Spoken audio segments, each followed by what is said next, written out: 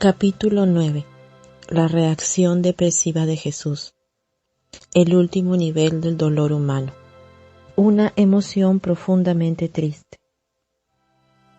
Cuanto más señales psicosomáticas daba el cuerpo de Cristo para que escapase rápidamente de la situación riesgosa, más se resistía y reflexionaba acerca de su copa. La resistencia intensificaba su ansiedad y hacía que la emoción fuera invadida por un profundo estado de tristeza. El registro de Mateo dice que Cristo comenzó a entristecerse y a angustiarse en gran manera. Mateo 26:37. La inmensa tristeza que sintió señala que entró en un estado de ánimo deprimido. La angustia profunda es señal de una ansiedad intensa acompañada, como comenté, de distintos síntomas psicosomáticos. Llegó el momento de aquel hombre, a quien le gustaba rodearse de niños, que confortaba a los leprosos, que acogía a las prostitutas, que era amigo de los publicanos.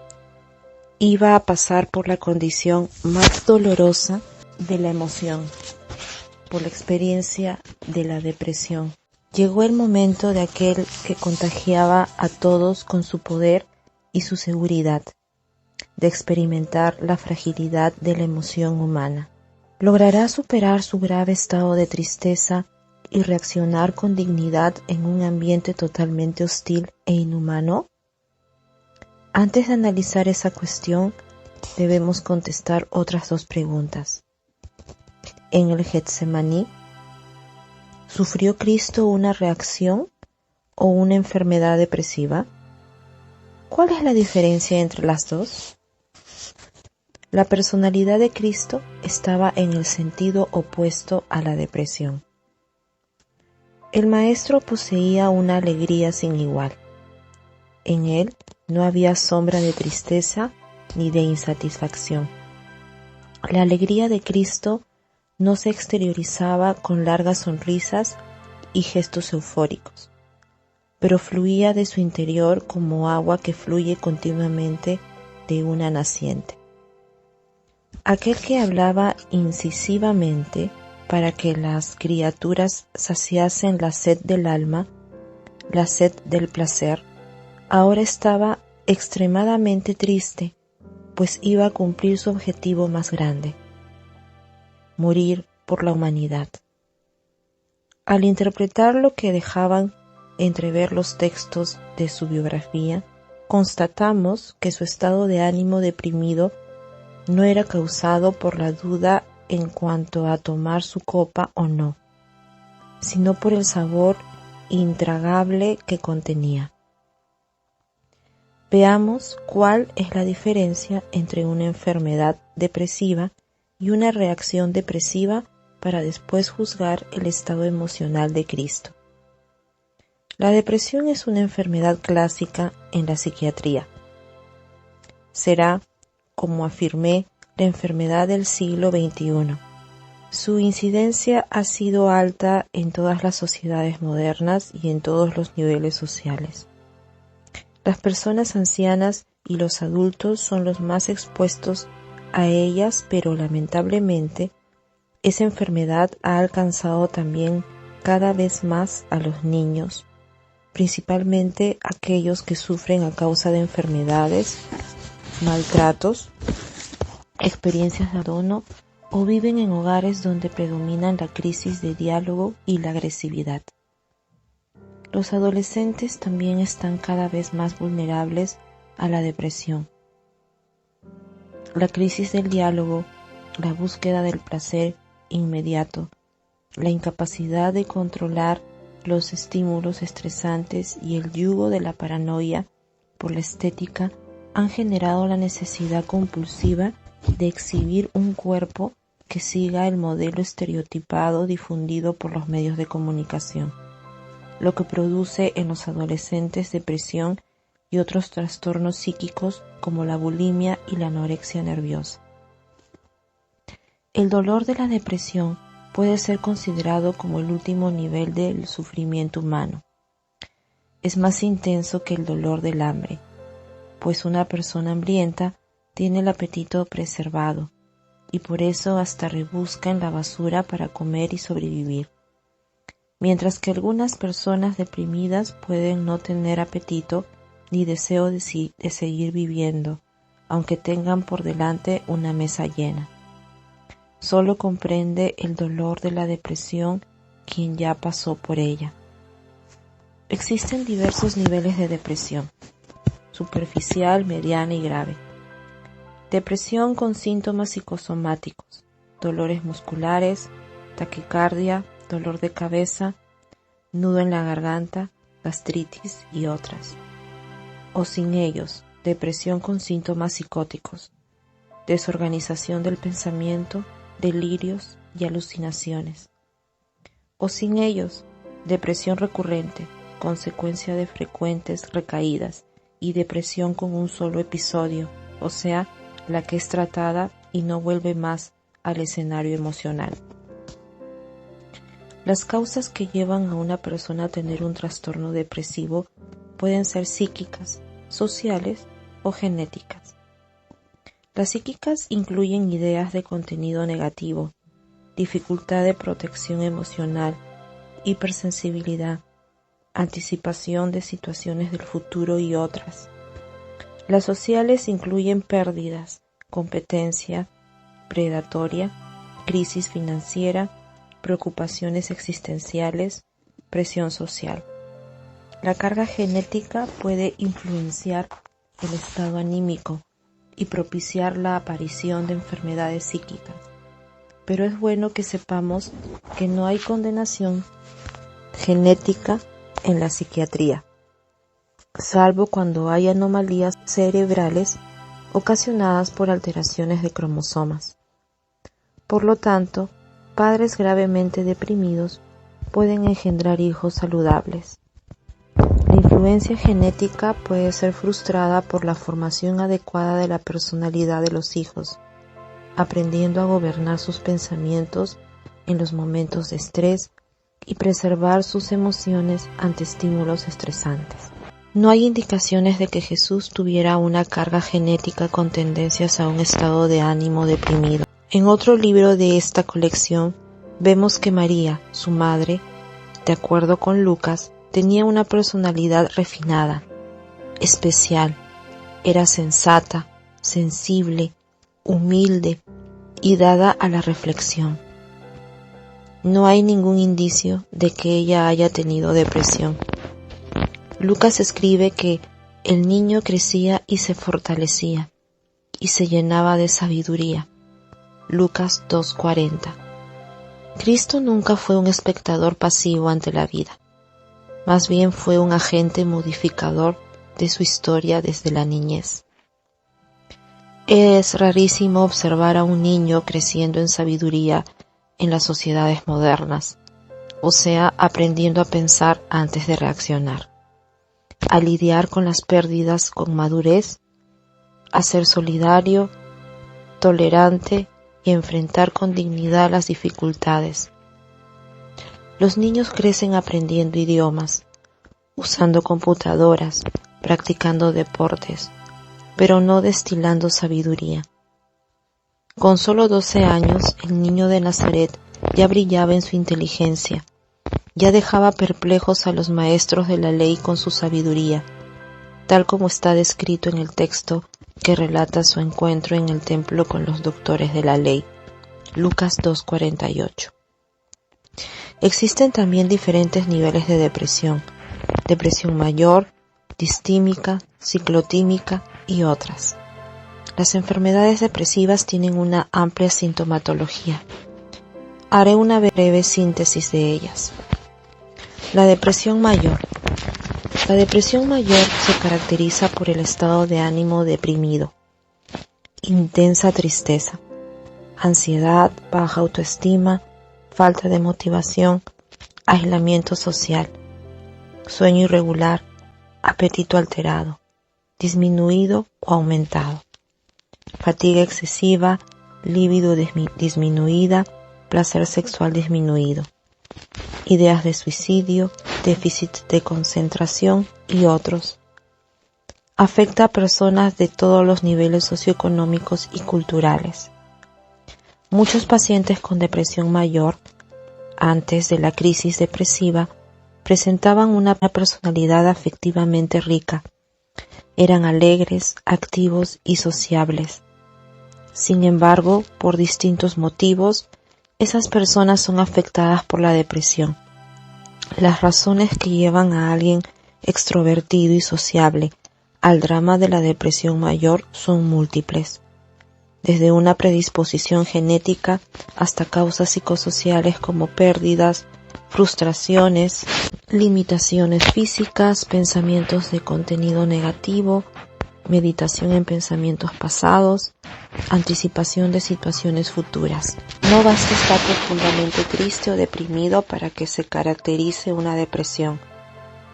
Este estado de ánimo deprimido debe perdurar por lo menos algunos días o semanas, aunque haya casos que llegaron a durar meses y hasta años. Además de eso, es necesario que presenten algunos de los síntomas ya comentados, principalmente la alteración de los sistemas instintivos que preservan la vida, el sueño, el apetito y la libido, fatiga excesiva, ansiedad y desmotivación. ¿Tuvo Jesús depresión mayor? No. En el Getsemaní, su ánimo deprimido estaba en un grado de intensidad que solo las más graves enfermedades depresivas llegarían a alcanzar.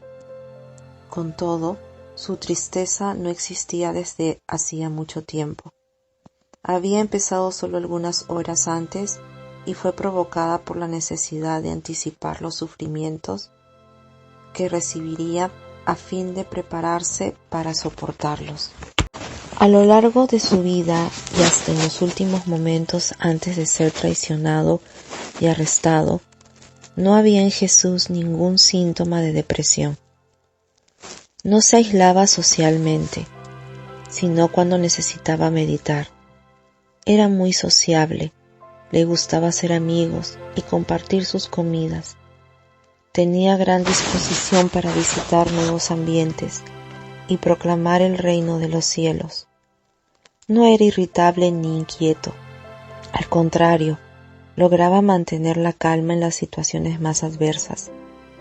Su sueño era saludable. Dormía hasta en situaciones de turbulencia, como durante una tormenta en el mar. O sea, en él no había nada que pudiera caracterizar una depresión mayor. La depresión distímica. La depresión distímica es aquella que acompaña al proceso de la formación de la personalidad. Los pacientes con depresión distímica, al contrario de aquellos con depresión mayor, que antes eran alegres y sociables, desarrollan una personalidad negativa, crítica, insatisfecha, aislada. Los síntomas son los mismos de la depresión mayor, pero menos intensos. La ansiedad es más suave, lo que disminuye el riesgo de suicidio, salvo si la crisis se intensifica y comienzan a surgir síntomas más fuertes como los de la depresión mayor. Es difícil convivir con portadores de depresión distímica a causa de su negatividad, de la insatisfacción, de la baja autoestima y de la inmensa dificultad que tienen en hacer un elogio a alguien o algún evento de su alrededor. Solo logran ver su propio dolor. No son así porque quieran, sino porque están enfermos. Necesitan ser comprendidos y ayudados. Aunque los síntomas sean menos intensos que los de la depresión mayor, es más difícil tratarlos a causa de la falta de esperanza que esos pacientes cargan, de la poca colaboración en el tratamiento y por la dificultad que siempre tuvieron en extraer placer de los pequeños detalles de la vida. Todavía es posible que tales personas crezcan y aprendan a tener placer viviendo, Cristo no tenía depresión distímica ni personalidad distímica. No era negativo ni insatisfecho. Aunque fuera un crítico del comportamiento humano y de las miserias sociales, sus críticas eran ponderadas y hechas en el momento correcto. Era una persona animada. Nunca se dejaba abatir por los errores de los demás ni por las situaciones difíciles. Las semillas que plantó en los corazones aún no habían germinado, pero con una esperanza sorprendente les pedía a los discípulos: alzad vuestros ojos y mirad los campos, porque ya están blancos para la siega. Juan 4:35. Cuando dijo tales palabras, el ambiente que lo rodeaba era de desolación y tristeza. Ya tenía muchos adversarios y muchas personas querían matarlo. Los discípulos alzaban los ojos y no veían nada más que un desierto ardiente, pero Cristo veía más allá de los límites geográficos y de las circunstancias sociales. Su mirada penetrante alcanzaba a ver lo que nadie más veía y, consecuentemente, se animaba con las cosas que hacían que otros desistieran. No había en Jesús sombra de desánimo. Si hubiese sido solo un poquito negativo, hubiera desistido de aquellos galileos que lo seguían, pues le traían constantes trastornos. Si estuviéramos en su lugar, excluiríamos a Pedro por haberlo negado, a Judas por haberlo traicionado y a los demás por haber huido de su presencia. No obstante, su motivación para transformarlos era inalterable. Los ejecutivos y profesionales de recursos humanos que están siempre realizando cursos de motivación con resultados casi siempre inexpresivos debían aprender de la motivación del Maestro de Nazaret. Vimos que incluso cuando habló acerca de su cuerpo y su sangre en la última cena, había en él una fuerte llama de esperanza por trascender el caos de la muerte. Al caer la última hoja del invierno, cuando todo parecía perdido, cuando solo había motivos para la desesperación y el llanto, Cristo alzó los ojos y vio las flores de la primavera ocultas en los troncos secos de la vida. Nosotros, al contrario, ante la primera señal de dificultad, desistimos de nuestras metas, proyectos y sueños. Necesitamos aprender de su ejemplo, a alzar los ojos y ver detrás de las dificultades, dolores, derrotas, pérdidas y comprender que después de los inviernos más rigurosos pueden surgir las más bellas primaveras. La depresión ciclotímica. La depresión ciclotímica o trastorno bipolar es un trastorno emocional fluctuante. Alterna periodos de depresión con tiempos de euforia. Cada fase puede durar días o semanas y puede haber intervalos sin crisis. En la fase de depresión, los síntomas son semejantes a los que ya comenté. En la fase eufórica ocurren síntomas opuestos a los de la fase depresiva, como exceso de sociabilidad, de ánimo, de comunicación, de autoestima.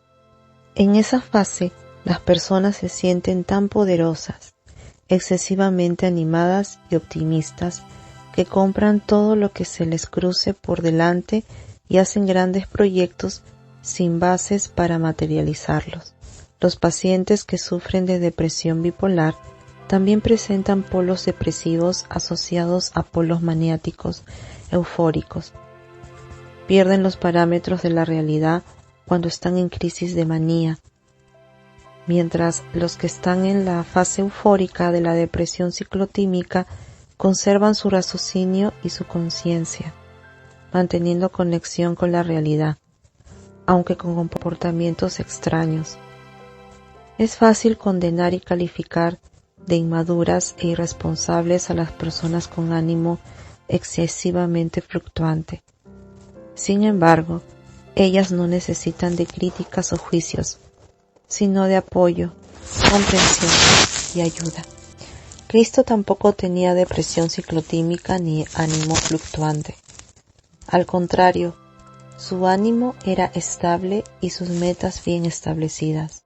No actuaba por impulsos emocionales ni tenía gestos de grandeza para promoverse. Aunque fuera muy comunicativo, era lúcido y usaba pocas palabras. Todo el mundo podía estar en contra de él, pero nada comprometía el cumplimiento de su misión. Pasaba por los valles de la vida sin que se le notara ninguna inestabilidad emocional. Durante su jornada, cuando presintió que su hora se acercaba, regresó rápidamente a Jerusalén y fue al territorio de sus enemigos. Quería morir en Jerusalén. Los trastornos obsesivos asociados con la depresión. Los trastornos obsesivos compulsivos, TOC, se caracterizan por ideas fijas no administradas por el yo. El fenómeno del autoflujo, que es responsable por producir el flujo de pensamientos y emociones en el campo de la energía psíquica, hace una lectura continua de determinados territorios de la memoria, generando una hiperproducción de ideas fijas. Tales ideas pueden llevar a un gran estado de angustia, principalmente cuando están vinculadas al cáncer, infarto, derrame cerebral, accidentes, pérdidas financieras y preocupaciones excesivas acerca de la seguridad, higiene y limpieza. Las personas con TOC no consiguen gobernar las ideas obsesivas. Piensan lo que no quieren pensar y sienten lo que no quieren sentir. Algunas veces los trastornos obsesivos provocan tanto sufrimiento que pueden desencadenar una enfermedad depresiva. Cristo tampoco sufrió de trastornos obsesivos. No tenía ideas fijas atormentando su mente. Sufrir y morir en la cruz no le fueron una obsesión. Dejó en claro que solo estaba tomando su copa porque amaba intensamente a la humanidad. Tenía todo el derecho de pensar fijamente día y noche en cada etapa de su martirio, pues estaba consciente de cuándo y cómo iba a morir, pero era completamente libre en sus pensamientos. Previó por lo menos 4 veces su muerte, pero esa previsión no revelaba una mente perturbada por pensamientos anticipatorios. Solo deseaba preparar a sus discípulos para el drama que iba a sufrir y llevarlos a conocer el proyecto que estaba guardado en lo profundo de su ser. Nosotros hacemos la velación antes de tiempo. Sufrimos anticipadamente. Los problemas aún no han sucedido y tal vez nunca sucedan, pero destruimos nuestras emociones por vivirlos anticipadamente. El maestro de Nazaret solo sufría cuando los acontecimientos tocaban su puerta.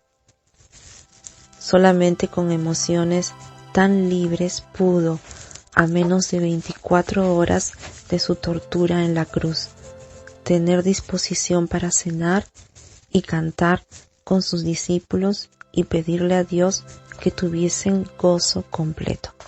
La diferencia entre la depresión y una reacción depresiva. La diferencia entre una enfermedad depresiva y una reacción depresiva casi nunca está vinculada a la cantidad ni a la intensidad de los síntomas, sino principalmente a la durabilidad de ellos. La reacción depresiva es momentánea, dura horas o algunos días a lo mucho. Permanece mientras está presente el estímulo estresante o mientras la persona no se adapta psicológicamente a él. Los estímulos pueden ser una ofensa, una humillación pública, la pérdida de un trabajo, de un ser querido, la separación conyugal, un accidente, una enfermedad. Con la adaptación psicológica o la remoción de esos estímulos, ocurre una desaceleración de los pensamientos y la reorganización de la energía emocional, trayendo otra vez el placer de vivir.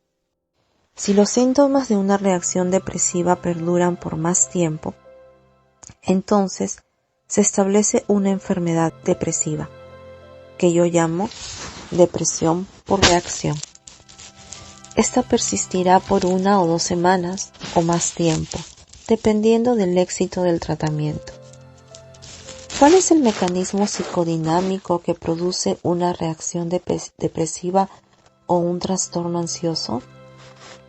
El maestro de Nazaret era una persona tan hábil en el arte de pensar y tan madura en cuanto a la capacidad de proteger sus emociones, que comprendía en forma cristalina el mecanismo que voy a exponer resumidamente. El fenómeno RAM, registro óptico de memoria, graba en la memoria todas las experiencias que ocurren en nuestras mentes.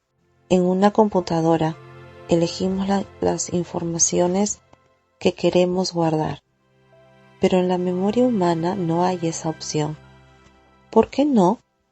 Porque si la tuviéramos, podríamos tener la oportunidad de cometer el suicidio de la inteligencia. En una crisis emocional sería posible destruir los archivos de la memoria que estimulan la construcción de los pensamientos. En ese caso, perderíamos la conciencia de quiénes somos y dónde estamos. De este modo, el todo y la nada serían la misma cosa. No existiríamos como seres pensantes. Todo lo que pensamos y sentimos es registrado automática e involuntariamente por el fenómeno RAM. Ese fenómeno es más fuerte en las experiencias con más fuerza emocional, o sea, son registradas en forma más privilegiada. Por eso recordamos con más facilidad las experiencias que nos trajeron más tristezas o alegrías más intensas. En una persona sin protección emocional, las experiencias angustiantes producidas por los estímulos estresantes son grabadas en forma privilegiada en la memoria. Por lo tanto, están más disponibles para ser leídas. Una vez leídas, producen nuevas secuencias de pensamientos negativos y nuevas emociones estresantes. Así se cierra el ciclo psicodinámico que origina determinados trastornos psíquicos, incluso el TOC.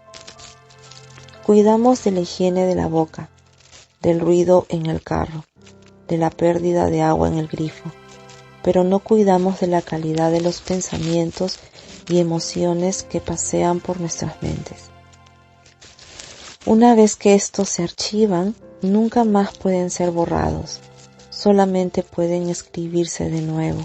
Por eso, el tratamiento psiquiátrico y psicoterápico no es como una cirugía, sino que es un lento proceso. De la misma forma, también es difícil, pero no imposible, cambiar las características de nuestra personalidad. Tal como lo hacía Cristo, es más fácil proteger las emociones o reciclarlas rápidamente en el momento en que la vivimos que volverlas a escribir después de haberlas guardado en los archivos inconscientes de la memoria. Él gozaba de una salud emocional impresionante, pues superaba constantemente las ofensas, las dificultades y las frustraciones. Por eso, el fenómeno RAM no registraba experiencias negativas en su memoria, pues simplemente no las producía en su mente. Cristo no hacía de su memoria un depósito de basura, pues no guardaba disgustos en contra de nadie. Podía ser ofendido y ultrajado, pero las ofensas no invadían el territorio de sus emociones. La psicología del perdón, que ampliamente divulgaba, no solo aliviaba a las personas perdonadas, sino que las transformaba en seres libres y tranquilos. Así como cuando su amigo Lázaro murió, no se desesperó ni corrió para realizar otro de sus milagros. Todo lo hacía con serenidad, sin desesperarse y en el tiempo propicio.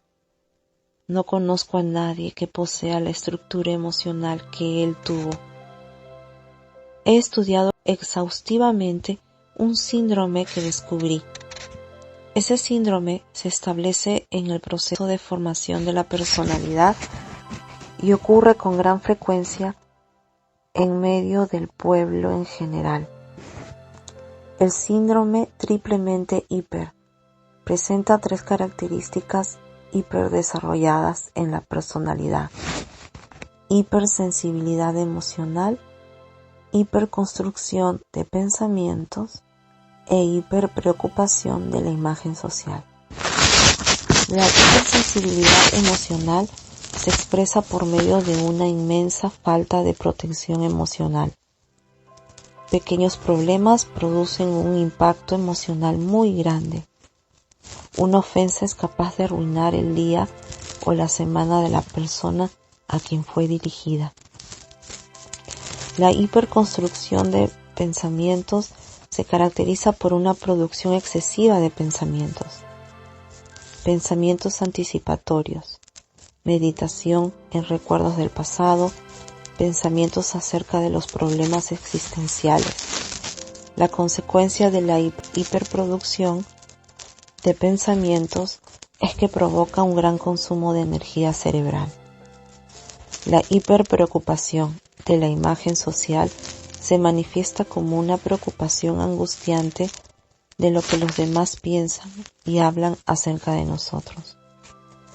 Tal característica hace que la persona administre mal toda forma de crítica y rechazo social.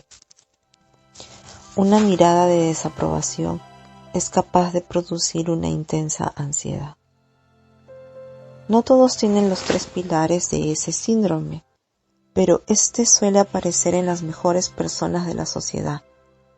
Son buenas para los demás y pésimas para sí mismas. Realmente creo que ese síndrome tenga más posibilidad de desencadenar una enfermedad depresiva o ansiosa que una de predisposición genética. Cristo era un distinguido pensador, pero no pensaba demasiado ni divagaba en ideas. No gastaba energía mental en cosas inútiles. Se preocupaba intensamente por el dolor humano, pero no le importaba su imagen social ni el concepto que tenían de él. En varias ocasiones hubo discusión entre sus opositores acerca de quién era, cuál sería su identidad.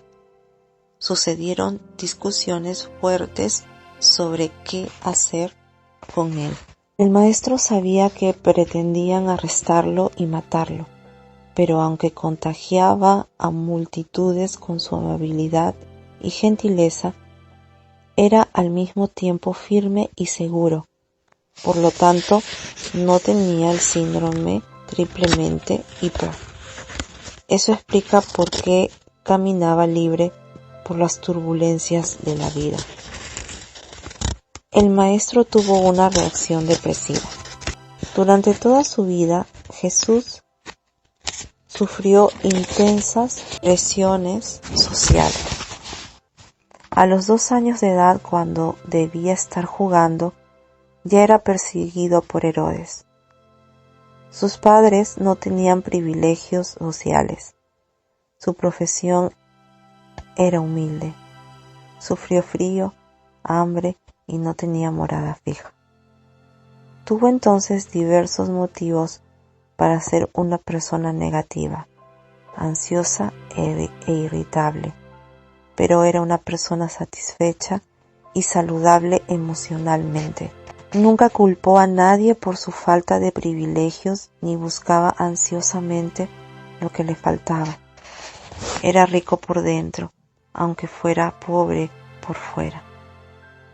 De manera contraria a él, muchos tienen excelentes motivos para ser alegres, pero son tensos, agresivos y andan angustiados.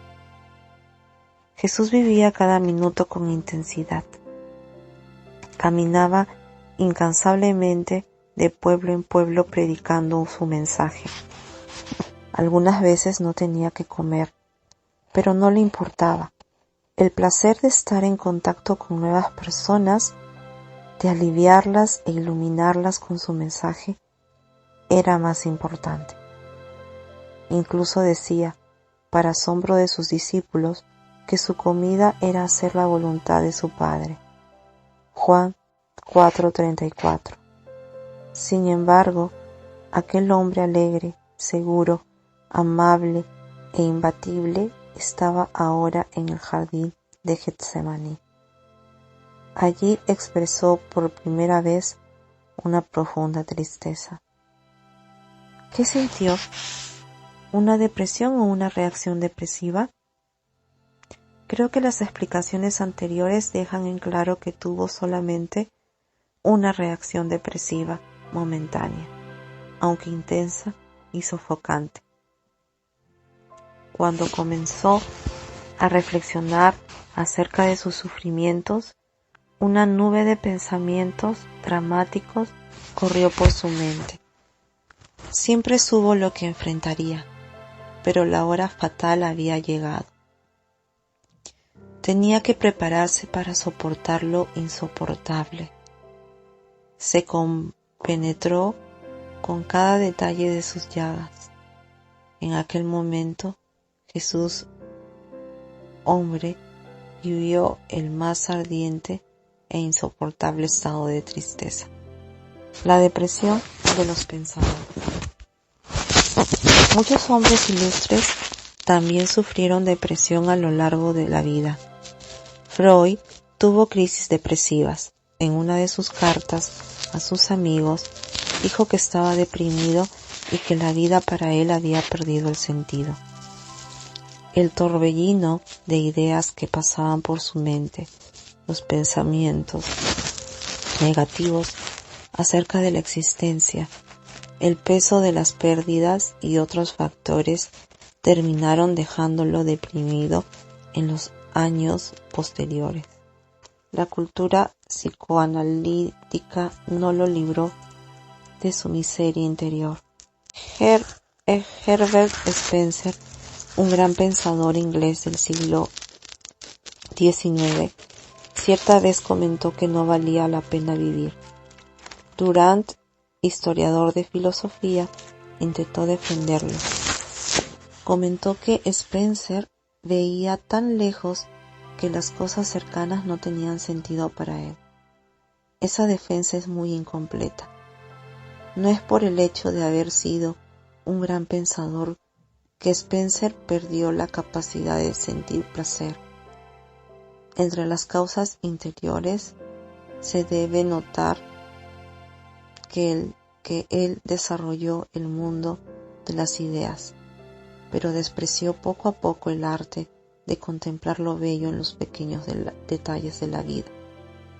En realidad no fueron pocos los pensadores que vivieron una vida angustiante. Caminaron por el mundo de las ideas, pero no aprendieron a caminar en el mundo de las emociones. De este modo, perdieron el sentido de la vida, el placer de vivir. ¿Fueron frágiles esos hombres? Es difícil juzgar a alguien sin ponerse en su lugar y compenetrarse con los detalles de su vida. Todos tenemos nuestras fragilidades y pasamos por avenidas difíciles de caminar. La vida humana posee pérdidas imprevisibles y variables, difíciles de administrar. Algunos pensadores se volvieron muy negativos, como Voltaire, Schopenhauer, Nietzsche. Se hundieron en el torbellino de las ideas, pero descuidaron los pequeños acontecimientos que le dan sentido a la vida. No supieron irrigar sus emociones con los lirios de los campos sobre los cuales el carpintero de Nazaret habló a sus discípulos. Cristo habló acerca de los misterios de la existencia como ningún filósofo jamás lo hizo. La eternidad, la muerte, la trascendencia de los dolores, la transformación de la naturaleza humana estaban constantemente en el mensaje de sus ideas. A pesar de tener un lenguaje intelectual complejo y ser drásticamente crítico del maquillaje social, de la falta de solidaridad y del carácter de las personas, exhalaba sencillez y placer. Grandes pensadores perdieron el sentido de la vida al desarrollar el mundo de las ideas. No obstante, Cristo, a pesar de ir tan lejos con el lenguaje de los pensamientos, aún encontraba tiempo para contemplar los lirios de los campos. Debemos ser cuidadosos con la paradoja de la cultura y las emociones. En el área de las emociones hay analfabetos que son ricos e intelectuales que son miserables. No pocos de ellos se aislaron socialmente y dejaron de ser personas socialmente agradables. No se dieron cuenta de que una sonrisa es tan importante como una brillante idea. No comprendieron que la cultura sin el placer de vivir es vacía y muerta. También viví un periodo de tristeza y negatividad en mi elaboración de conocimiento filosófico y psicológico, por el hecho de producir una nueva teoría acerca del funcionamiento de la mente y de la construcción de la inteligencia, así como por investigar exhaustivamente la lógica de los pensamientos y los fenómenos que leen en una fracción de segundo la memoria y construyen la secuencia de las ideas. También perdí el piso emocional y me hundí en una esfera de negativismo y tristeza. Vivo en una bella región, cercado por la naturaleza, pero lentamente el canto de los pájaros y las formas especiales de las flores ya no encantaban mis emociones como antes. Pero felizmente comprendí que el mundo de las ideas no podía desconectarse del arte de contemplar lo bello. Es posible obtener placer de las cosas más sencillas. Estudiar la personalidad de Cristo me ayudó mucho a comprenderlo. Aprendí que la belleza no está por fuera, sino en los ojos de quien la mira. Recordemos la actitud intrigante de Jesús en la gran fiesta judía. Se paró y declaró que era una fuente de placer para el ser humano. No piensen que el ambiente exterior era favorable. No, era frío y amenazador. Los soldados, a pedido del Sanedrín, estaban allí para arrestarlo. Bastaba que abriese la boca para que lo identificaran. En ese ambiente turbado, declaró con gran naturalidad que podía solucionar la angustia esencial que está en lo íntimo del alma humana. Los soldados perplejos regresaron con las manos vacías, pues dijeron: jamás hombre alguno ha hablado como este hombre. Juan 7:46. Es increíble pensar que Jesús habló del placer donde solo había espacio para el miedo y la ansiedad, la depresión de las personas famosas. Cuando el mundo de las ideas se desconecta de las emociones, el placer de vivir disminuye. Cuando la fama es mal administrada, afecta a la salud emocional. Con el avance de la comunicación se extendió un excesivo y enfermizo deseo de ser famoso. Desde la niñez, los niños quieren ser artistas de cine, cantantes, jugadores de fútbol, grandes empresarios. Tras ese deseo está el sueño con la fama. Sin embargo, el mundo de la fama ha abatido a hombres y mujeres. Un análisis de personalidad de algunos individuos famosos demuestra que al inicio la fama produce un éxtasis emocional, pero con el paso del tiempo esas personas sufren tras los bastidores de sus mentes. La acción del fenómeno de la adaptación psicológica que hace que poco a poco se aburran del éxito y de la pérdida de privacidad, disminuyendo así el placer por los elogios y los asedios. Para nosotros, los que investigamos la inteligencia y el funcionamiento de la mente, no existe la fama. Eso es un artificio social. Nadie está por encima ni es más importante que los demás. Es interesante notar que el maestro de Nazaret pensaba exactamente de esta forma. Tanto las personas famosas como las desconocidas son seres humanos dignos del mismo respeto, pues poseen los mismos fenómenos inconscientes que leen la memoria y construyen las secuencias de pensamientos, la conciencia y la totalidad de la inteligencia. A pesar de las particularidades de nuestra personalidad, compartimos fenómenos universales que promueven el funcionamiento de la mente, generando también necesidades psíquicas y sociales universales. Las personas famosas, aunque hayan conquistado los mayores trofeos, al igual que un africano de Ruanda fustigado por el hambre, tienen necesidad de soñar, dialogar, tener amigos, superar la soledad, reflexionar acerca de la existencia. Si esas necesidades no fueran atendidas, la calidad de la vida emocional queda perjudicada. Schopenhauer, ilustre filósofo alemán, dijo cierta vez que la fama es una tontería. La cabeza de los demás es un pésimo sitio para apoyar la felicidad del ser humano. De hecho, gravitar en torno a otros y esperar algo de ellos para alimentar nuestra paz y felicidad es una pésima elección.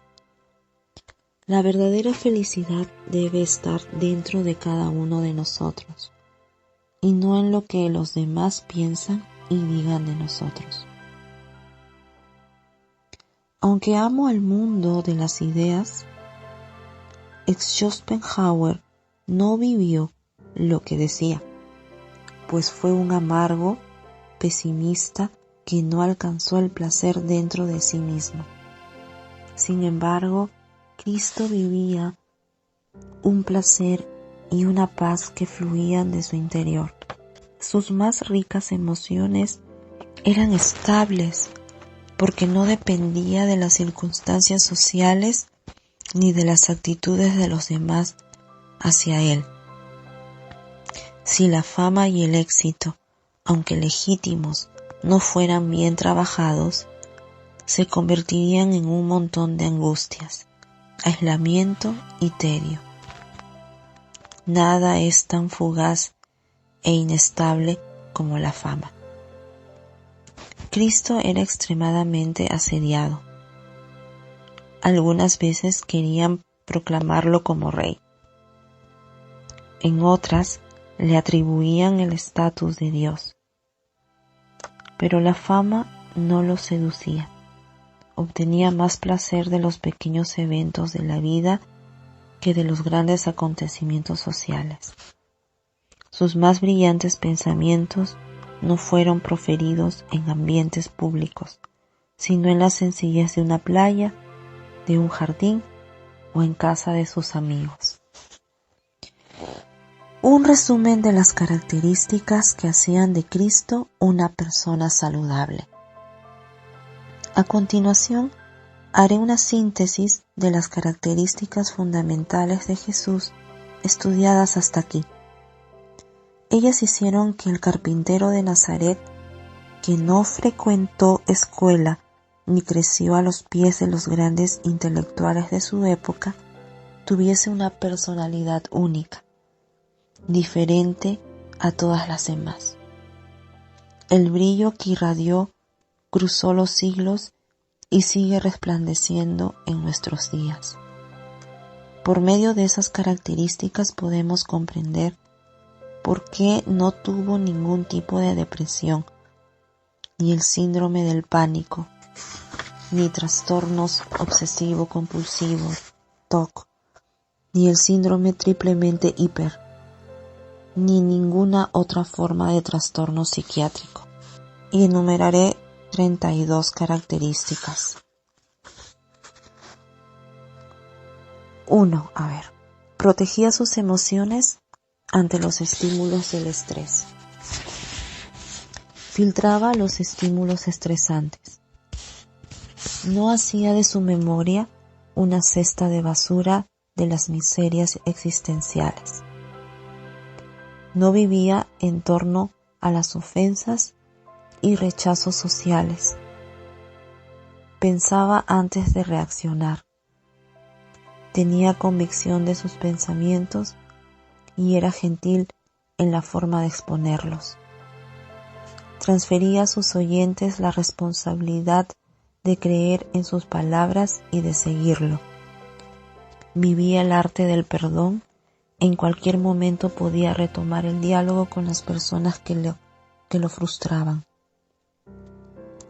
Sabía invertir en la sabiduría ante los inviernos de la vida. Hacía de sus dolores una poesía. No huía de los sufrimientos, sino que los enfrentaba con lucidez y dignidad. Cuanto más sufría, más alto soñaba. No reclamaba ni murmuraba. Supervaloraba lo que tenía, no lo que le faltaba. 13. Gobernaba sus pensamientos con libertad. Las ideas negativas no le dictaban órdenes a su mente. 14. Era un agente transformador de su historia, no víctima de ella. No sufría anticipadamente. Rompía toda cárcel intelectual. Era flexible, solidario y comprensivo. Brillaba en su raciocinio, pues abría las ventanas de su memoria y pensaba en todas las posibilidades. Contemplaba lo bello en los pequeños hechos de la vida. No gravitaba en torno a la fama, jamás perdía el contacto con las cosas sencillas. Vivía cada minuto de la vida con intensidad. No había en él sombra de tedio, rutina o angustia existencial. Era sociable, agradable, calmado. Estar a su lado era una aventura emocionante y estimulante. Vivía el arte de la autenticidad. Sabía compartir sus sentimientos y hablar acerca de sí mismo. Vivía el arte de la motivación. Lograba alzar los ojos y ver las flores antes que las semillas hubieran florecido, antes del caer de las primeras lluvias. No esperaba mucho de las personas a su alrededor, ni de las más íntimas, aunque se entregase intensamente a ellas. 26. Tenía inmensa paciencia para enseñar. No vivía en función de los errores de sus discípulos. Nunca desistía de nadie, aunque las personas pudieran desistir de él. Tenía inmensa capacidad para animarlas. aunque fuera con una mirada. Usaba los errores de ellas como preparación para la madurez, no como un objeto de castigo. Sabía estimular la inteligencia de ellas y dirigirlas a pensar en otras posibilidades. Alcanzaba a oír lo que las palabras no decían y ver lo que las imágenes no revelaban. 31. A nadie consideraba enemigo, aunque algunos lo considerasen una amenaza a la sociedad. Y 32. Lograba amar con un amor incondicional, un amor que sobrepasaba la lógica de recibir algo a cambio. Si hubiesen estudiado la personalidad de Cristo, habrían comprendido que alcanzó no solo la cima de la inteligencia, sino también el apogeo de la salud emocional e intelectual.